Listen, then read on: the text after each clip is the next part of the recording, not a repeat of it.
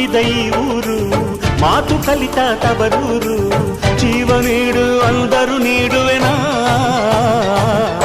ಹೇರುಕ್ಕಮ್ಮ ನಮ್ಮ ಊರ ಊರಮ್ಮ, ಹೇರುಕ್ಕಮ್ಮ ನಮ್ಮ ಮಾತೆ ಮಾತಮ್ಮ.